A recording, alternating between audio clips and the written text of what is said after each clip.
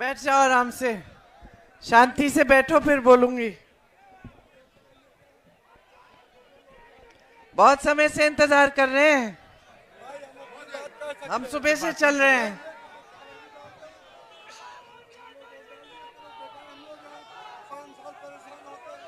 रास्ते में बहुत लोग थे, इंतजार कर रहे थे, इसलिए देर हो गई।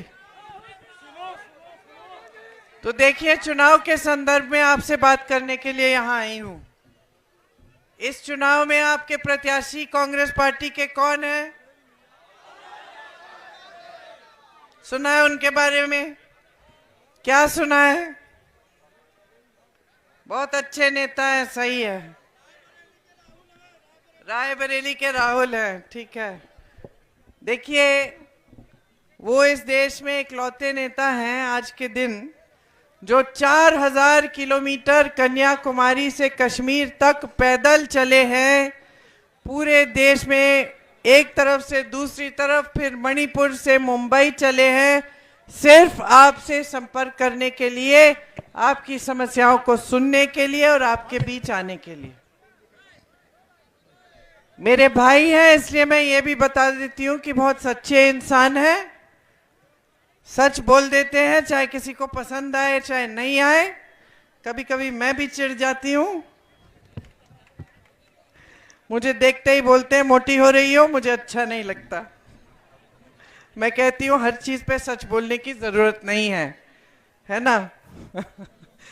तो सच बोलते हैं हमेशा, और शुरू से जब से छोटे थे अन्याय नहीं बर्दाश्त होता। तो हम छोटे थे तो कोई लड़ाई झगड़ा कर लेता था, बच्चों में किसी ने कुछ गलत कह दिया किसी बच्चे को, एकदम खड़े हो जाते थे लड़ने के लिए। तो न्याय के लिए हमेशा लड़े हैं, सच्चाई के पथ पे चले हैं। और मैं इतना आपको कह सकती हूं कि आपके सांसद बनेंगे तो आप खुश होंगे कि ऐसा सांसद मिला आपको। अब देश में जो राजनीति चली दशकों के लिए, उस राजनीति का स्थापना कहां हुआ, कोई बताएगा? कहां से शुरू हुई वो राजनीति? रायबरेली से। कैसे? 103 साल पहले रायबरेली के किसानों ने एक आंदोलन किया, अंग्रेजी साम्राज्य के सामने खड़े हो गए, अपने हक मांगने के लिए, अपनी आजादी के लिए उन्होंने आंदोलन किया। जब इस बात का पता चला जवाहरलाल नेहरू को इलाहाबाद में, तो जवाहरलाल नेहरू यहां आए देखने के लिए कि कौन है ये किसान जो इतने गरीब है लेकिन इतने साहसी है, इतने गरीब है लेकिन इतने मजबूत होके, दृढ़ होके अंग्रेजी साम्राज्य के सामने खड़े हो गए। तो पंडित जी आए यहां, अंग्रेजों ने पूरे क्षेत्र में नाकाबंदी कर दी थी। पंडित जी छुप के आए और मिले किसान जो आंदोलन था उनके मुखिया से, और फिर वो भी कंधे से कंधे लगाकर किसानों के साथ लड़े आजादी के लिए। तो देखिए, यहाँ की राजनीति जो है यहां से शुरू हुई कि जनता जागरूक थी, जनता अपने अधिकारों के लिए लड़ रही थी, तभी नेता ने सुना और यहां आए। तो नेता को आपने दिशा दिखाई, आपने राजनीतिक दर्शन दिया, आपने दिखाया कि ऐसे करना है हमें आंदोलन और ऐसे आगे बढ़ना है।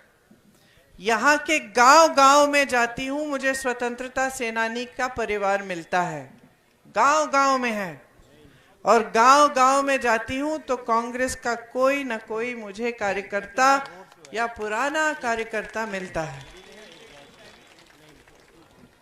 तो जब आजादी हुई,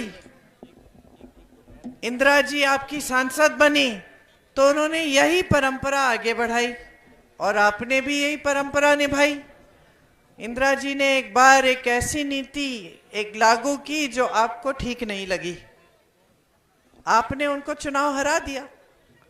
इंदिरा जी जैसी महान हस्ती, इतनी बड़ी नेता, लेकिन रायबरेली की जनता ने उनको हरा दिया, दंड दिया। कि ये जो काम आपने किया हमें ठीक नहीं लगा। इंदिरा जी नाराज नहीं हुई, अहंकार नहीं दिखाया आपको, ये नहीं कहा कि मैं तो प्रधानमंत्री हूं देख लेना, ऐसा कुछ नहीं कहा।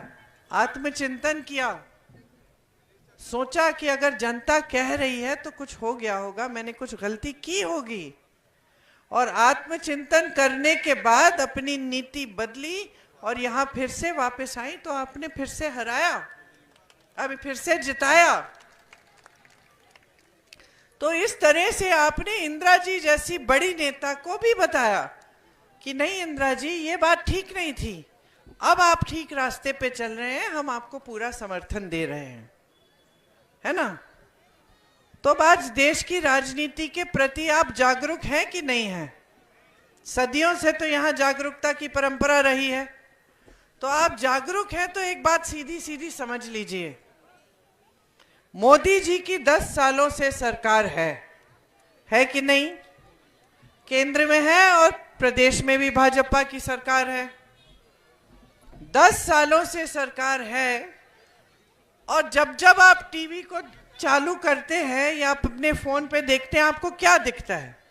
कि देश में बहुत तरक्की हो रही है, देश की अर्थव्यवस्था बहुत मजबूत हो गई है, सब पूरी जनता खुश है, किसान खुश है, मजदूर खुश है, नौजवान खुश है, महिलाएं खुश हैं, यही दिखता है। अच्छी अच्छी चीजें दिखती हैं, बड़े बड़े मंच होते हैं, इससे 10 बार बड़े, ऊपर मोदी जी खड़े रहते हैं, इस पे दूर से जनता को संबोधित करते हैं, हमेशा दिखते हैं तो साफ सुथरे चमक रहे होते हैं, हम लोगों की जैसे नहीं कि पसीना आ रहा है, धूल मिट्टी है सारी, है। उनका मेकअप बहुत अच्छा है, तो आपको दूर से दिखते हैं। कहीं गाड़ी में जा रहे हैं तो खड़े होके यूं हाथ हिलाएंगे, जनता हो रही वहां जहाँ पेड़ है, और ये यहाँ सारी सुरक्षा कर्मी पुलिस, यहाँ भी सुरक्षा कर्मी पुलिस, जनता वहां है, मोदी जी यूं हाथ हिला रहे हैं, जनता हाथ हिला रही बेचारी दूर से, कि कब मिलने को आएंगे। ये हमारे 10 सालों से प्रधानमंत्री रहे, आज तक मिलने को नहीं आए, आज तक हम बता नहीं पाए कि हम कितने संकट में हैं, आज तक देश का किसान बता नहीं पाया कि कमा नहीं रहा है खेती से, आज महिला देश की बता नहीं पाई कि इतनी महंगाई हो गई है, दुकान जाती है खाली हाथ वापस आती है। लेकिन मोदी जी को बताए कौन? मोदी जी ने अपने आप को आपसे काट दिया है, देश की जनता से कट गए हैं, उनकी बातों में भी वजन नहीं रहा। बात करते हैं, पता नहीं चलता कि आज कुछ कहेंगे कल खंडन कर देंगे। पूरे चुनाव में क्या प्रचार रहा है उनका? या तो कांग्रेस के घोषणा पत्र के बारे में बात करते हैं और झूठ फैलाते हैं कि कांग्रेस ने, सोच लीजिए, कांग्रेस ने अपने घोषणा पत्र में लिखा है कि अगर आपकी 2 गाड़ियां हैं तो 1 गाड़ी छीन लेंगे, आपके मंगलसूत्र को ढूंढने के लिए आपके घरों में मशीन लेके आएंगे, और वो एक्सरे की मशीन होगी जिससे आपके मंगलसूत्र, आपके गहने कांग्रेस पार्टी छीन लेगी और फिर किसी एक समुदाय को दे देगी। इन्होंने इतना कह दिया कि अगर आपकी 2 भैंसें हैं तो कांग्रेस पार्टी आपकी 1 भैंस चुरा लेगी और किसी को दे देगी। अब बताइए, ये प्रधानमंत्री हैं देश के?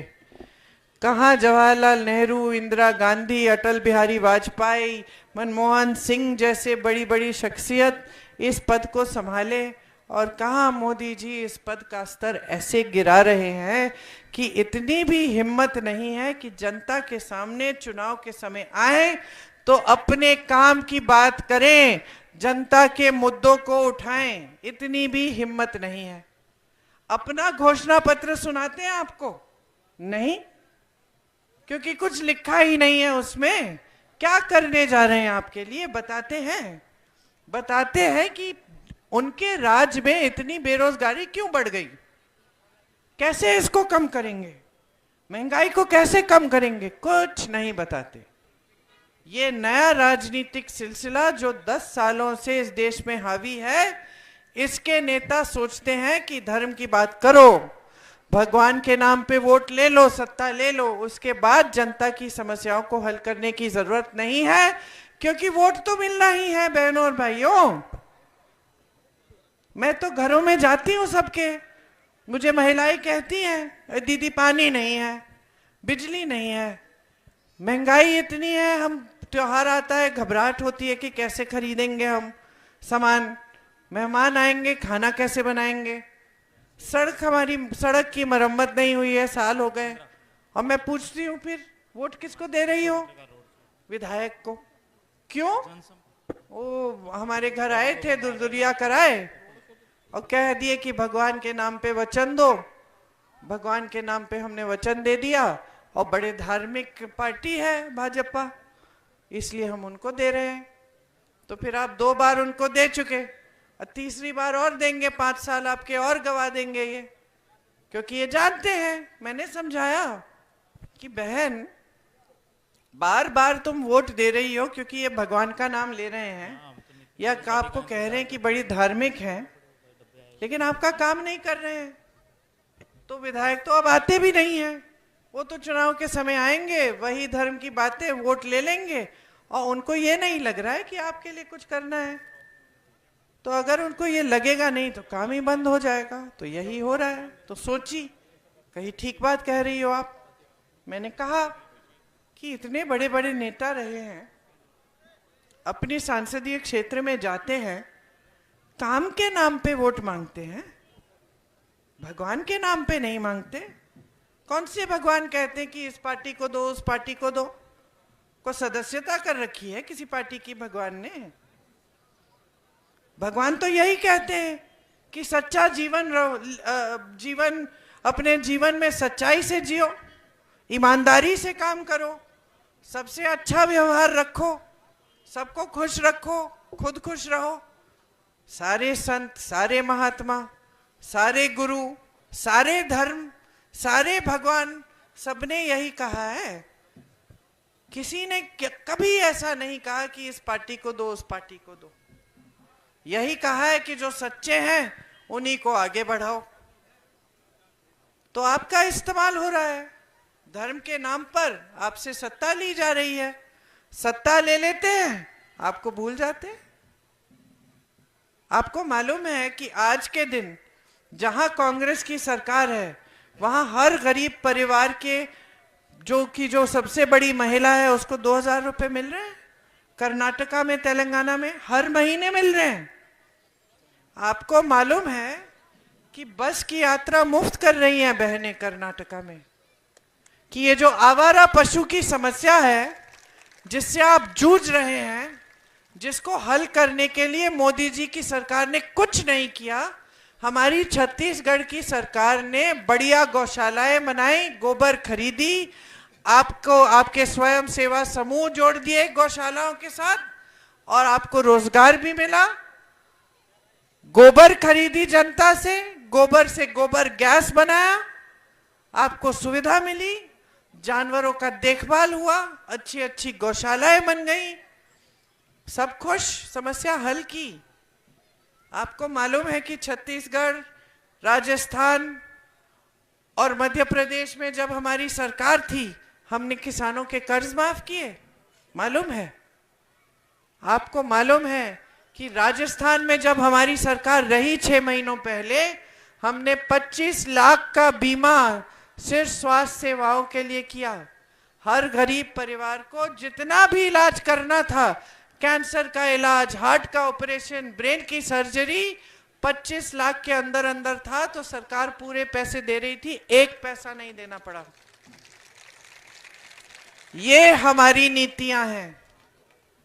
इनकी नीति क्या है? कर्ज माफ होंगे बड़े खरबपतियों के, देश का कोयला, बिजली, बंदरगाह, हवाई अड्डे सब बड़े खरबपतियों के, और देश की जनता जाए कहां? यह है इनकी नीति। हंसने की बात है क्योंकि मैं इस तरह से कह रही हूं, लेकिन बहुत दुख की बात है। गहराई में सोचिए कितनी दुख की बात है। जो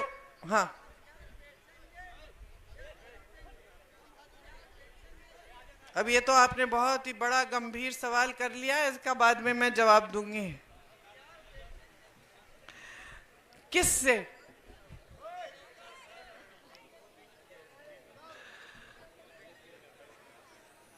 तो सुनिए, हमारी क्या नीतियां हैं। रायबरेली में रेल कोच फैक्ट्री आई, एनटीपीसी सेल आया, बड़ा एम्स का अस्पताल आया, यहाँ जो फ्लाईओवर आधा पड़ा हुआ है मोदी जी ने उसका उद्घाटन किया, लेकिन उसकी शुरुआत तो सोनिया जी ने कराई थी। उद्घाटन मोदी जी ने कर लिया, वो 6 महीने बाद टूट गया। कितने? 1 महीने बाद टूट गया और अभी तक मरम्मत नहीं हुई है। तमाम हाईवे सोनिया जी के समय आए, आईटीआई इंदिरा जी के समय आया, बड़े बड़े कारखाने आए।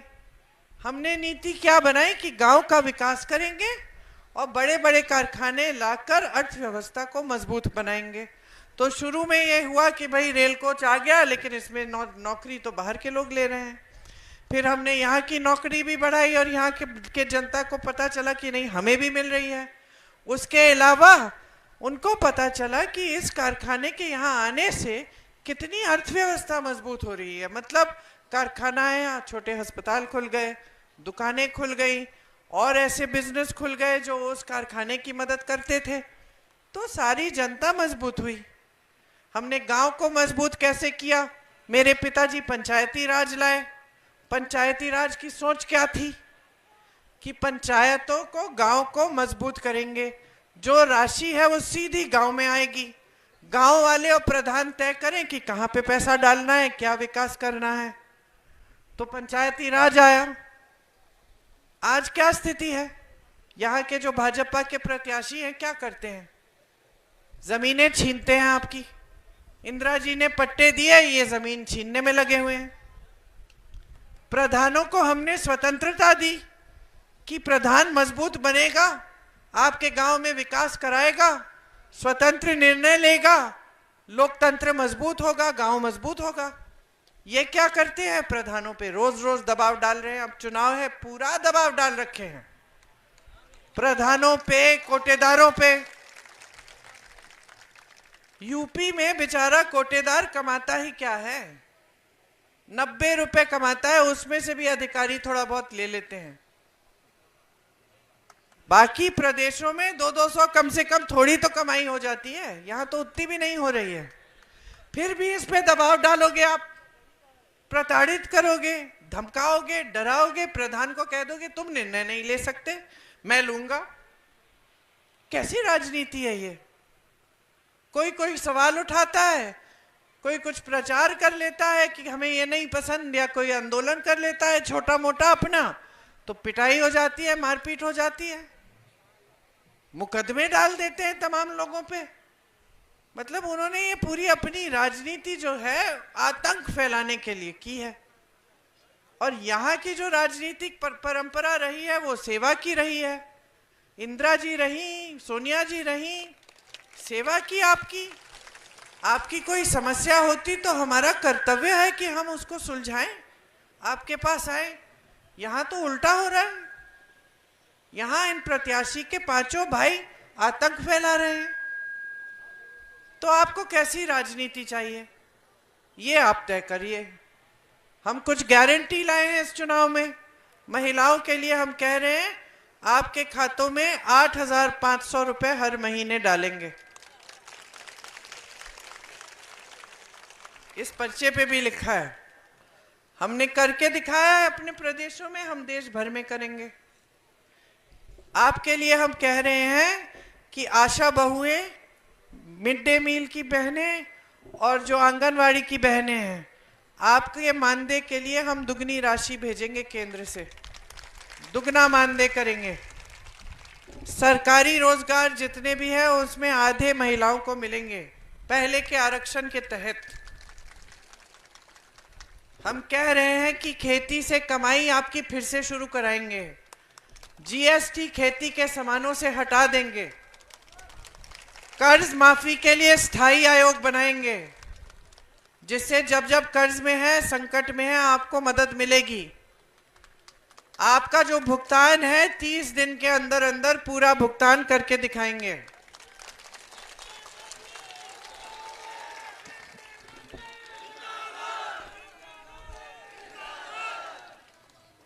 हम कह रहे हैं कि किसानों को आज उपज का सही दाम नहीं मिलता। उपज का सही दाम आपका अधिकार बन जाएगा। हम कानूनी अधिकार बनाएंगे, न्यूनतम समर्थन मूल्य मिलना ही पड़ेगा। बहनें, आज मोदी जी आपको 5 किलो राशन देते हैं, कहते हैं बड़ा एहसान कर रहा हूं मैं देश की बहनों पे। हाँ, उसमें चीनी मिट्टी की तेल नहीं मिलती,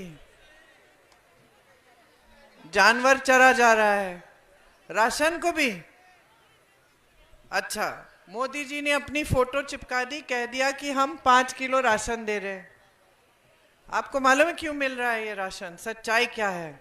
सच्चाई ये है कि मोदी जी की सरकार के आने से पहले आपकी सांसद सोनिया जी ने ये अधिकार बना दिया जनता का कि भोजन का अधिकार मिलना है, क्योंकि सांसद जी, आपके सांसद ने बनाया और ये फिर कानून बन गया। इसीलिए कोई भी सरकार आए मजबूर है, आपको राशन देना ही पड़ेगा। छत्तीसगढ़ में हमारी सरकार थी, 35 किलो दे रहे थे। भाजपा की सरकार आई, 5 किलो कर दिया। आज हम आपसे कह रहे हैं, आपको जो 5 किलो राशन मिल रहा है उसका दुगना देंगे, हम 10 किलो देंगे। आज ठेकेदार मजदूरों का खूब फायदा उठाते हैं, जानते हैं सब बेरोजगार हैं, कितने में भी मजदूरी कर लेंगे। हम कानून लाएंगे कि जो न्यूनतम दिहाड़ी है वो 400 रुपए की होगी, इससे कम कोई नहीं दे पाएगा। गांव में मनरेगा कांग्रेस पार्टी लाई। मोदी जी जब सत्ता में नहीं थे तो बड़ा भाषण दिया कि ये मनरेगा बकवास की स्कीम है, इसको बंद करना है। सत्ता में आए तो पता चला कि मनरेगा बंद करेंगे तो बहुत विरोध हो जाएगा गांव में। तो इन्होंने क्या किया, आस्ते आस्ते मनरेगा की राशि कम की, कमजोर कर दिया मनरेगा को। इसलिए आज आप मनरेगा करते हो, आपको पैसे नहीं मिलते। कांग्रेस के जमाने में सही समय पे मिलते थे। और हम कह रहे हैं हम वापस मनरेगा में और पैसे डालेंगे, उसको मजबूत बनाएंगे और शहरी मनरेगा लाएंगे कि शहरों में भी आपको 100 दिन का रोजगार गारंटी मिलेगा। तो ये सब चीजें हैं जो हम करना चाहते हैं आपके लिए। और जो भाजपा के प्रत्याशी हैं वो क्या करना चाहते हैं आपके लिए, बताया उन्होंने आपको कि डराया धमकाया कि हमें वोट दो, अब बस वहीं तक रुक गई बात। तो आप तय करिए आपको कैसा प्रत्याशी चाहिए। आपको ऐसा प्रत्याशी चाहिए जो आपको आतंकित करे, या ऐसा प्रत्याशी चाहिए जो सर झुका के श्रद्धा से आपके पास आए और समझे कि आपके लिए क्या क्या करना है। आपको ऐसी सरकार आप ऐसी सरकार चाहते हैं जिसके रहते हुए देश में 45 सालों में सबसे ज्यादा बेरोजगारी हो गई, 70 करोड़ लोग बेरोजगार हो गए, या आप ऐसी सरकार चाहते हैं जिसने अर्थव्यवस्था को मजबूत किया और जो ऐसी गारंटी लाती है जिससे आपको रोजगार मिले, आप अपने पैरों पे खड़े हों और आप मजबूत बने। मैंने बताया नौजवानों के लिए स्नातक पास का कि नहीं बताया? अब मैंने इतने भाषण दे दिए, मैं भूल रही हूँ कि मैंने नहीं बताया। तो नौजवानों के लिए, जो नौजवान स्नातक पास हैं उनके लिए हम एक प्रोग्राम लाएंगे, अप्रेंटिसशिप का प्रोग्राम, जिससे आप स्नातक पास होंगे, आपकी नौकरी लगेगी, उसमें हुनर सीखोगे और आपको उस साल में 1 लाख रुपए मिलेंगे उस नौकरी के द्वारा। फिर अगर आपने अच्छी तरह से नौकरी की तो फिर उस जिस बड़ी सरकारी कंपनी में आपको ये अप्रेंटिसशिप दी है वो फिर आपको रख लेंगे। और आपके लिए 5,000 करोड़ का फंड होगा कि आप अगर छोटे छोटे कारोबार बिजनेस शुरू करना चाहते हैं तो आपको उस फंड से सुविधा मिलेगी। और पेपर लीक के खिलाफ हम सख्त से सख्त कानून लाएंगे। तो ये सब हम करना चाहते हैं। अब आप तय करिए, 20 तारीख को चुनाव है, तीसरे नंबर पर राहुल भैया का बटन है, उस पे पंजे का निशान है, उसको दबाएंगे तो आवाज आएगी, आवाज सुनिए, फिर एक पर्ची निकलेगी, पर्ची पे भी पंजा होना चाहिए। अगर आप राहुल जी को जिताएंगे, सही निर्णय लेंगे, तो आपको केंद्र में ऐसी सरकार मिलेगी जो आपकी समस्याओं को हल करेगी, जो आपके लिए आपकी संपत्ति आपके हाथों में डालेगी। मेरे ख्याल से अब समय आ गया है कि मोदी जी की सरकार को थोड़ा सा सबक सिखाना है, क्योंकि 10 साल हो गए हैं, 10 साल में आपको कुछ नहीं मिला और टीका मिला, और उस टीके के कंपनी से मोदी जी की पार्टी ने चंदा लिया 52 करोड़। सही बात है, देखिए अब समय आ गया है, सही दिशा दिखाओ देश को, यहीं से रायबरेली से सही संदेश भेजो, पूरे देश भर में सरकार बदलो, ऐसी नीतियां लाओ जिससे आपकी जो देश की संपत्ति आपके हाथों में आए। ये काम कांग्रेस पार्टी अपने प्रदेशों में कर रही है, आपको भी करके दिखाएगी। आपने बहुत ध्यान से मेरी बातें सुनी, आप सबको बहुत बहुत धन्यवाद। जय हिंद।